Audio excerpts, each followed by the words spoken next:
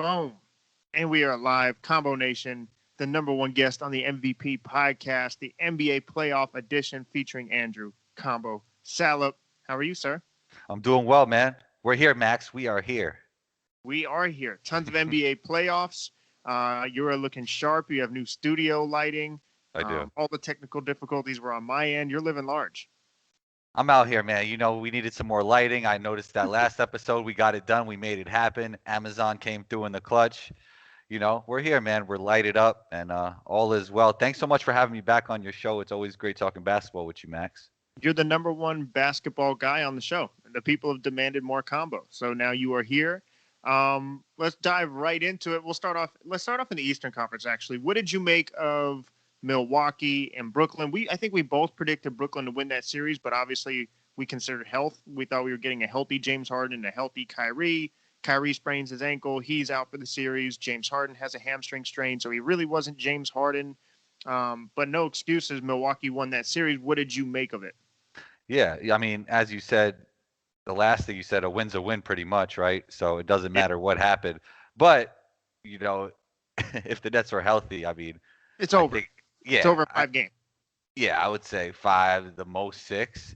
And I would think even if it was just Kyrie without Harden healthy, I think the Nets still would win, you know? But yeah, I mean, KD did everything he could, and, Harden was basically on one leg. And it is a game of inches. They almost won. If Harden's foot is like a half an inch back, they win the champion. I mean, they win this series, So it's a game of inches, but Chris Middleton really stepped up in that second half and overtime. Drew Holiday finally stepped up. He was having a tough series. It was interesting how the shots of Drew Holiday and Chris Middleton were so different. Like Chris Middleton was making the toughest shots, and Drew was just wide open because he wasn't playing too well the entire series. But they both got it done in the clutch, and Giannis does what Giannis does. But I want to ask you a question: is Giannis the number one option on this Milwaukee Bucks team?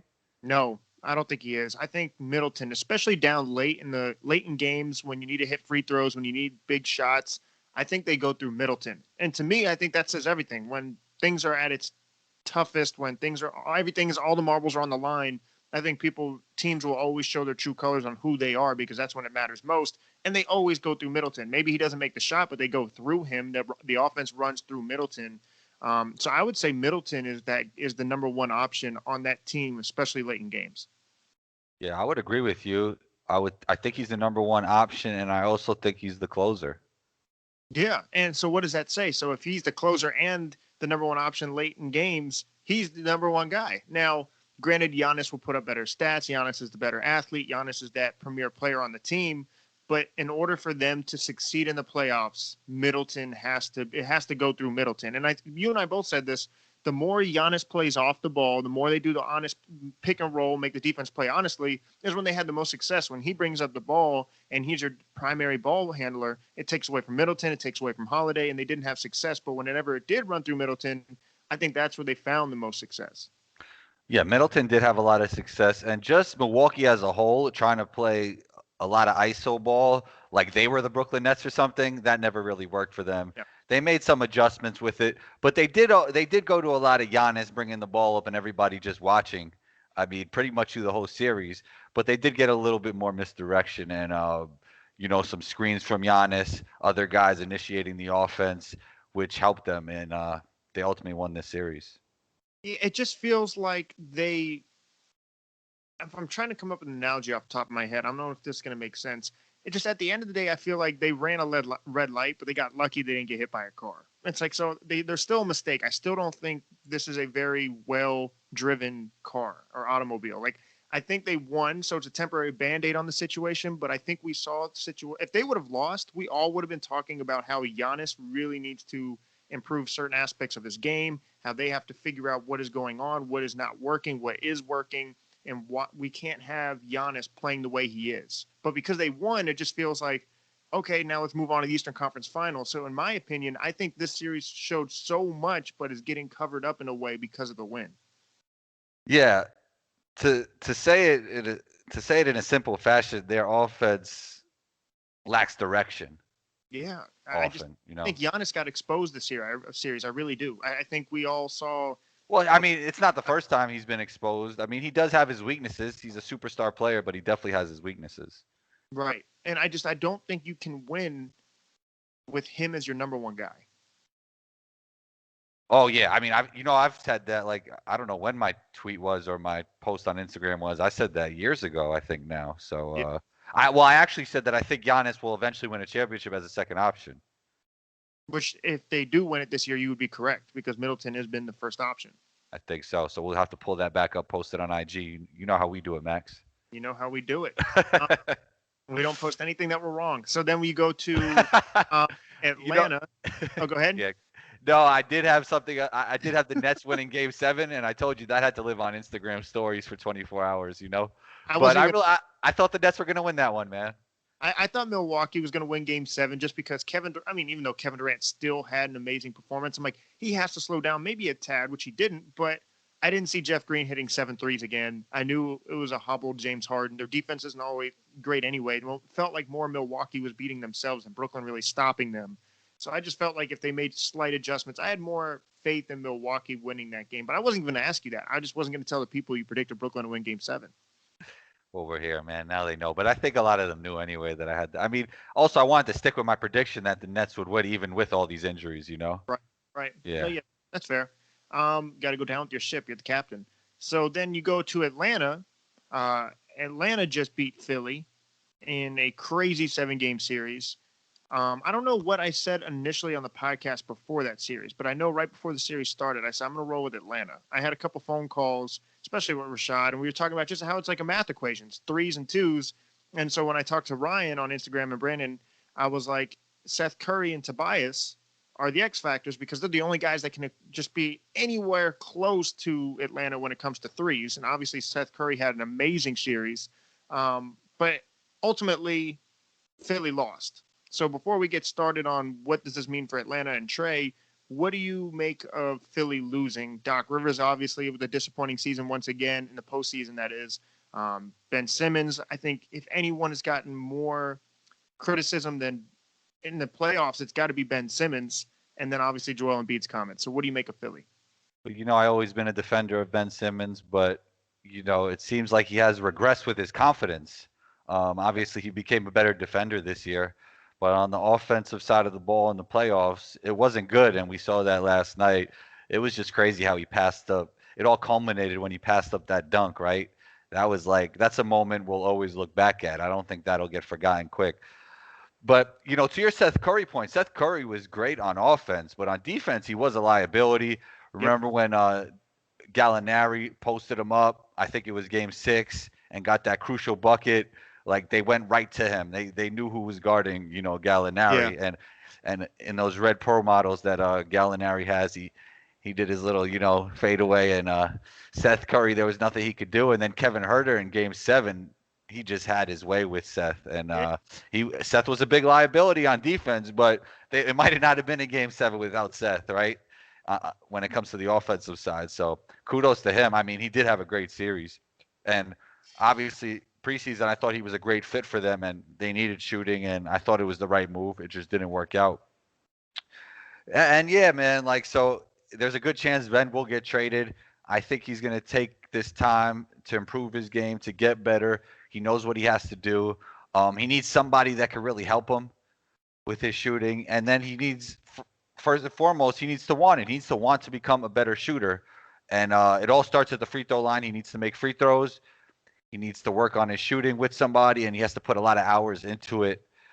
But also another thing is like next season going in, starting from preseason, like if I'm Ben Simmons' coach, I'm like, you have to shoot or you're coming out the game. I don't care if you miss all of them. Yeah, it's a confidence thing. Everything is confidence. But Start it early. Start in the summer. Go to preseason. You have to shoot at least 2 or 3 jump shots when you're wide open. My issue, though, Combo, it's not even just what he needs to work on. Like you said, it's just the confidence aspect. Does he want it? Like, we don't have to question, like, okay, as much as we just talked about Giannis, like, okay, these are things he needs to do. I'm never questioning how much he wants it. Like, he wants to be the greatest ever. Yeah. Giannis wants to be the greatest ever. You have to question if Ben wants it. Isn't there that saying when someone shows you who they are, believe them? is this just who Ben is? Like, do you see him making those improvements? Because, like you said, you can be in the gym all day long, but does he really want to do that? Is that in his character?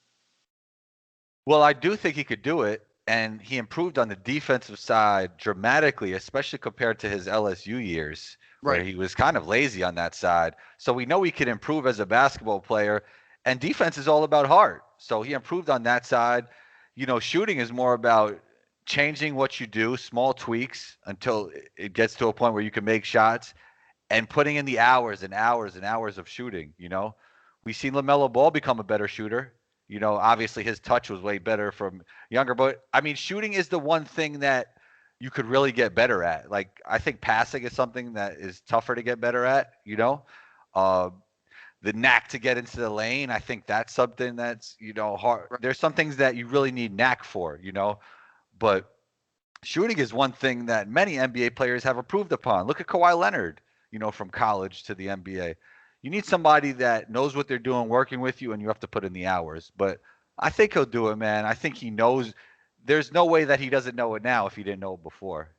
Right. Yeah. Now he doesn't have a choice. He really doesn't have a choice now. But Yeah. if you're Philly, if you're the front office, what do you do? If you're Daryl Morey, what do you consider doing? Do you blow it up like everyone's suggesting? Do you say, okay, let's move on and let's explore the market for Ben Simmons? Obviously, you keep your MVP and Embiid. What would you do, Combo, if you're the GM of the 76ers?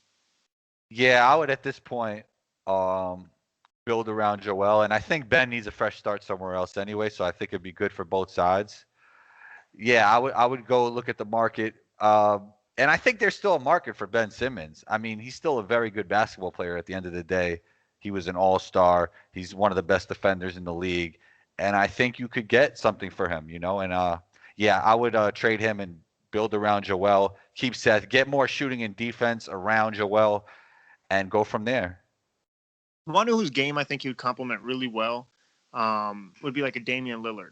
I know we think like, oh, Dame needs another primary scorer and needs some help, which is true. But what has Portland always lacked is Yeah. deep. And what does Portland need? Another playmaker to help Damian Lillard take the stress off, not just being a point guard, but also your leading scorer. So something with CJ and Ben? Yeah, something along. I mean, again, I don't know if that's necessarily just the only answer for Portland, but I think in a weird way that solves a lot of issues. And then for Ben, you're not seen as the only guy that needs to do the perimeter scoring or that needs to be the closer or needs to hit late game shots. That's Damian Lillard. But for Dame, I need someone that can guard the best player, somebody that can also help run the offense if I'm not on the floor, if I'm on the floor and we need me to score. Yeah, that could work. It would just depend on what they would package to get Ben. Right. So I think CJ would have to be in it, right, for the Oh, Sixers I to do that. so. Yeah, Yeah. I don't think Philly would bite unless CJ was a part of it. Because I look at other teams and what they have to offer, and I don't know. Portland just is a weird team for me that sticks out. I don't know if Portland pulls the trigger and does that or not, but I just feel like that's a weird location that I'm not sure a lot of people are considering. Yeah, Portland definitely has to shake up the roster. We've said that all year that that wasn't going to work out in the playoffs on the defensive end of the court, and it didn't. And yeah, Ben can provide some of that, and maybe Ben will come back better and with some kind of a jump shot, with his free throw percentage better. I think he'll come back a better player. Uh, he knows what he has to do. He just has to do it. Right. And I think Ben is what clutch sports. So I'm sure going to see a lot of people saying the Lakers and whatnot. I don't know if that's what the Lakers really I don't want. think that's a good fit with LeBron. Yeah. Yeah, I don't either. I don't think that's a good fit. I don't think that's what the Lakers need. But unless Ben totally changed his game and he didn't want to initiate offense anymore, or he could back up LeBron. Like I'm saying start as a big and then back him up when LeBron comes out. I mean, it's not a terrible idea, but I don't really see the fit. I don't think a Ben Simmons and LeBron fit. Something about that just doesn't seem right. No, yeah, it doesn't. Right. For Philly, I mean not Philly. Excuse me. For Atlanta, what do you make Trae Young's first postseason ever? He's going to the Eastern Conference Finals. He beats the Knicks. Obviously, we saw the year the Knicks had, and now he just beat the number one seed in Philly. For all the people who said we need to see Trae do it in the postseason, obviously this answers all the questions. Do you have them having any type of an opportunity to beat Milwaukee? Because I do. Yeah, they have an opportunity to beat Milwaukee. I feel like they're even playing with house money at this point, right? Oh, like yeah. like Eastern Conference Finals, the Hawks. No, nobody thought that. Maybe Yoda. Maybe that's about it. Right, But right. nobody really had them going this far. I mean, Trae Young has been phenomenal, and it's crazy because many thought that he wouldn't be able to get it done on the defensive side of the floor in the playoffs. And there's always this thing that Trey can't play with others, but he's doing a great job of facilitating while scoring at the same time. He struggled a little bit yesterday, but was still facilitating and knocked down a huge deep three, Yeah. towards the end of the game. He's just been really good. It's such a great balancing act that he does between facilitating and being who Trae Young is, an elite scorer in the NBA. So he's actually an elite passer as well. Yeah, I think he's leading the playoffs in assists. Yeah, yeah, man. He's just been fantastic, and kudos to him. He's really proven it really early in his career. It's amazing. And I Right. mean, and the Hawks built around him in the right way with defense and shooting. So, and Nate McMillan got those guys playing hard. Wherever Nate McMillan goes, the team plays hard. That's one thing you'll get with Nate McMillan. So do you have Milwaukee winning this series? If you had to give your prediction? Yeah, I would say Milwaukee. I would say Milwaukee in 6. Hmm. I'm trying to think of. I would say Milwaukee in 6 as well, but I have a weird. It's not necessarily a weird feeling. And it would be fun. I think it would be more fun to see the Hawks win, though. I'm about to say. I know I'm rooting for Yeah. the. I know, Yeah, like, you're rooting for the Hawks, but I think I'm not saying I don't want to talk for you, but you think that Milwaukee will win. yeah, yeah. I Yeah. think they do because Milwaukee possesses different issues than Philly. Milwaukee has more shooters. They have perimeter defenders. Obviously, you have the size with the Giannis and the Brook Lopez. I just think they're more of a threat. Who's guarding Trey? You think Drew Holiday? Probably, right? Yeah, I think it has to be. Drew Holiday's their best perimeter defender, and obviously Trey's the focus defensively. So yeah, I would go Milwaukee in 6. It's just scary when the Hawks get hot because when the Hawks get hot and Herter's hitting his threes and Trey's hitting his threes, and then obviously Collins has been playing out of his mind. I just think they're a dangerous team that has, like you said, playing with house money with nothing to lose. It's like in boxing when you fight someone that has nothing to lose, they have nothing to fear. So they go in there just playing, like you said, with house money and being relaxed, and that's always a dangerous thing. Yeah. Well, they could get fear getting punched in the mouth really hard, and That's true. That's true. True. Um, in the West, we go Phoenix. They completely just blew out the Denver Nuggets. Clippers won a 7-game series against Utah. What do you make of this series going in? Chris Paul obviously misses game 1. It's just a weird playoffs combo. Lakers are injured. Brooklyn's been injured. Phoenix now loses Chris Paul for 1 game, but they win. Booker goes crazy. I said Booker reminds me of Kobe. I don't think that's something that's never been said. Every time I see him, just the way his footwork and mentality, he's just a hooper. What do you make of Phoenix and the Clippers series? and no Kawhi. No Kawhi. Yeah, it's very weird. Yeah, it is weird.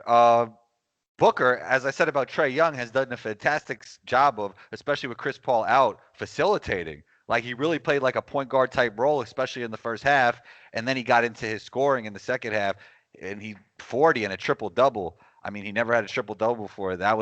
It's a crazy time, and it's perfect timing to get it with Chris Paul out. Uh, Him and Paul George are like underrated facilitators. Like we never think of those guys as like guys that could pass the ball, but when you're watching them go back and forth, they're making like high level reads. We never think about them like with like the Jokic's and the Trae Youngs and the Doncic's when we're thinking about passers. But those two guys are really good passers. Uh, Ty Lue has been great. He lost the first 2 games twice now, right? Yeah, yeah. And he made fantastic adjustments. And he's not afraid to try new things. Like he threw DeMarcus Cousins in here, who had some, good moments in the first game. And I feel like those first 2 games, it seems like Ty Lue is figuring things out. And he strikes me as a really patient coach who's Right. thinking about the war more than the battle. Right. No, I think that's like I couldn't put it any better.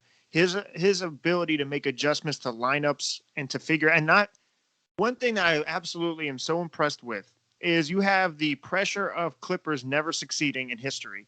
You have the pressure of Kawhi Leonard and Paul George and how they've had poor playoff performances. You go down 0-2 and Luka looks like he can't be stopped. And like you said, Utah, the number 1 team in the NBA all season long, you go down 0-2 and you still remain patient and calm and cool and composed. So it's like, even though Phoenix looked great and they won game 1, they could even win game 2. I'm not confident to say they just win the series because of how well Ty Lue's been able to deal with the pressure. Yeah, I think if CP3 comes back early, the Suns will win this series.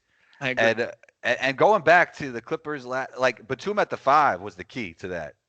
Right. Man, Yeah. Gobert could not close out on shooters, man, and it's crazy that Defensive Player of the Year is a defensive liability when it comes to the playoffs. Yeah, he played chess, and honestly, isn't that why they switched it up from Doc Rivers to Ty Lue? Is because they felt Ty Lue could make the adjustments in the playoffs. Yeah, that's one thing that Ty Lue does a great job of, man. And he's not afraid to, as I said, to try new things. What worked last series, he kind of like wipes it with a clean slate, and he goes with whatever he thinks is best for this series. Because I remember last series, everybody was saying, "Oh, haven't we learned? Like, didn't he learn something from the series before? Didn't he learn something?" But he's not listening to the noise. He's focusing on his own adjustments. He starts the series differently every time. And it's very cool to see him make these adjustments and win these first 2 series down 2-0. But I think if CP3 comes back early, it'll be, Suns in 6. If CP3 doesn't come back, I think Clippers could get it in 7. Yeah, and I agree with that. And hopefully Chris Paul comes back. He seems like he has the worst postseason luck when it comes to availability or health. But you know what? He might come back really strong because he's having rest now. Yeah, he's rested. So I'm going to go Phoenix as well. And then, of course, we'll have a finals episode. But for Devin Booker, what does this do for him? Because I think we've all seen him as an incredible scorer, drop 70 in a game, can really just one of the best pure hoopers in the game. But now to do it on the biggest stage in the playoffs, Western Conference Finals, and if we're correct, they go to the finals. What does this mean for him and where we rank him amongst the best players in the world? Yeah, I think he's always been a top NBA player. Just now he's in the spotlight. Right. Everybody's watching him. And then he was great for a long time just on a bad team. So people had that stigma about him. Good stats, bad team guy. Bad team, good stats guy. Whichever way they put it. Yeah. But I mean, he's just killing a lot of narratives. People think of him as a straight scorer. He's showing he could facilitate. People think of in the past as as I just said, bad team, good stats guy, and he's proven that wrong. So, I mean, he's just proving everything everybody ever doubted about him wrong, and he's showing that he's at least a top 20 player in the NBA.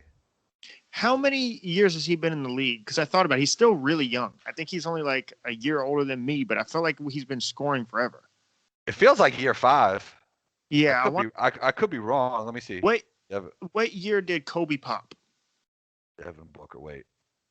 We can get this real quick. Yeah. You're my research guy, my research team. It doesn't take much. It's just Wikipedia. Professional. Or 15-16 season. Okay, so you're right. Yeah, it's about that. Yeah. So what year did Kobe really pop? Oh no, wait, Max. 1, 2, 3, 4. It's the 6th season. Okay. What year did Kobe get good? Yeah, he obviously showed always flashes of it, but he wasn't always consistent. Yeah, well, I think it was year 2 when he shot those air balls against Utah, and then I think he came back really strong after that, and was the Kobe that we all know. And the first year he should have been getting playing time, but they weren't playing him because the stigma back then was that like, oh, we can't play this guy. He's too young, probably. But it was just a different time in the NBA, even though he probably should have been playing. Right, absolutely. And I'm not trying to say, I think Stephen A. Smith said, oh, he's the next Kobe. I'm not trying to say he's the next Kobe. I just said if anyone resembles Kobe right now, and I tweeted like the Mamba spirit, it just feels like him. Like he's just never scared of the big moment. When he played LA, we all expected Bron and the Lakers to bounce back and have such a huge game, and he just put his foot on their throats. And he was like, oh, okay, I see you guys are hurt. I'm going to go ahead and have the best game of the series I've ever had. And it's like he just always lives for the big moment. He's never scared to take the big shot. His footwork, his scoring ability, his soft touch around the rim, like it just is so Kobe-esque to me. A lot, yeah, it's Kobe-esque. I would say Kobe was a superior athlete. Yes. Not saying that Devin Booker is not a good athlete, but Kobe was just, I think, a better athlete than Devin Booker is. Agreed. But, I mean, you're right about the footwork and the work ethic. I mean, he obviously puts the work in. He's always adding to his game. And, I see it. I could see the comparison. Right. Combo. So we have Phoenix and we both have Milwaukee advancing. We're always agreeing. We are agreeing, but then injuries happen, and then all of a sudden our picks are just completely destroyed. I mean, I think everyone going into this season thought it was going to be Brooklyn, and then you had people such as you and I thinking the Lakers. So right now, we're just playing with what the field has given us. Yeah, we have to, man. It's a day-by-day basis with these games. It's just unfortunate how many star players have been injured. Do you have, do you agree with LeBron when he tweeted, "See, I told you guys in the beginning of the season"? Do you think a lot of it has to do with the shortened off season, back-to-backs, or the practices? Do you believe that's the main cause for these injuries? Yeah, I think the condensed schedule definitely. It's hard to come back from a game, a full NBA game, and then play the night after over and over and over again, or have one day off. You're playing a lot of games in a short period of time and increase injury chances. You know. Right. Combo Nation, you always deliver. You're consistent. You're like the Swiss Army knife to LeBron James of this podcast. So, and that's the ultimate compliment I can give you right there. So, where can people find you? Like, subscribe, hate mail, messages, ask for gambling, Yeah, man. all the. Yeah, man. Send some send some nasty messages, send some great messages, whatever you got for me. But sometimes you got to embrace the hate, you know what I mean? But yeah, but you can find me on Instagram at 12combo. That's ONETWOCOMBO. You can find me on your Apple Podcast app, Spotify, iHeartRadio at Combos Court. You can find me on Twitter at Combos Court, and you could often find me on the Max Van Auken Podcast, the MVP. Yes, sir. You are the number one guest. The throne is yours. So we will have another combo edition playoff episode during the NBA Finals. So we'll see if we're correct. We got to get some of these correct now. We have to. Yeah. I think at some point it's going to be 50-50. So we'll have the 50-50 shot. Yeah, I think we're going to get these right, Max. So we got Milwaukee versus the Suns. Well, it depends on CP3, we said, right? Yeah, a lot of it does have to do with health and availability. But if let's just assume Chris Paul comes back and everything, yeah, we have Milwaukee and the Suns in the finals. And for everybody listening, we do think that the Hawks, it would be more fun if they won it. Yeah, I'm rooting for them, and I really think they have a good opportunity to win it. Yeah, that'd be fun if they could get to the finals. I think so. Combo, I appreciate you. We'll talk soon. Talk soon, Max.